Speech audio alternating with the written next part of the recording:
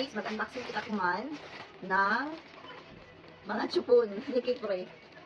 Kaya as you can see, ako ibutan niya eh. Tingani ng iyang mga chupon. Ambot mga kaniya, hindi niya pangit. Ang tubon. Ang ito mga pudpud na lamang. So nag-order ko hamok.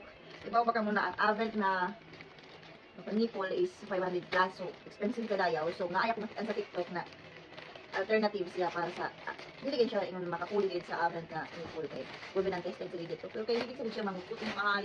Duha ko dito ka nipple tapos ang 500 plus. So ang akong gipalit na nag-18 og sibo siya sa biberon ng Avent. So maayos siya guys. Tiyadan. Pila akong gipalit. So mura na po siya og kanang nipple sa Avent dun. Pero unlike sa Avent, hutok ang sa Avent. This one is medyo gahit siya.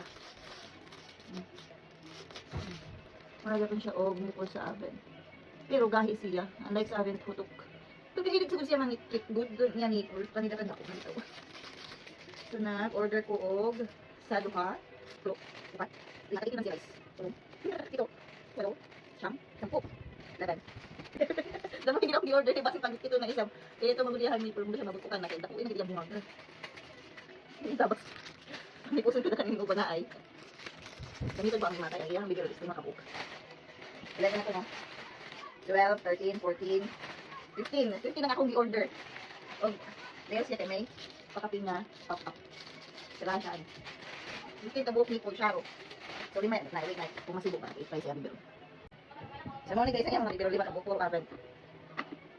At i-try ko. Sibo ba siya? Mga limang buda. Ang Avent mga buda yun. Ito lang kita kukuhan. Kaya ako ang anak ka. Hindi. Ang ganahan man kayo siya mag-tikit. Tiyada! Niya sibo! 18.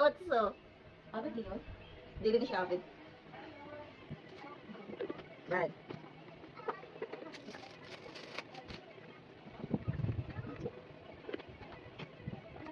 Maraming yung mag-tikit sa rice.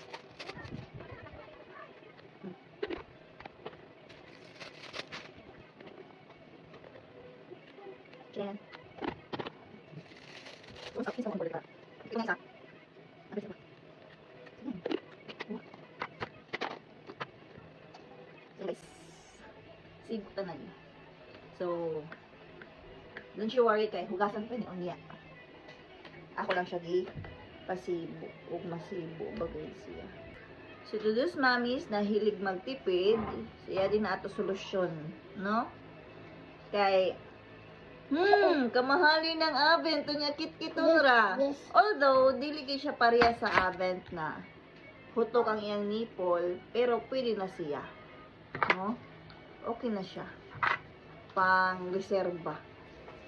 18 pesos only.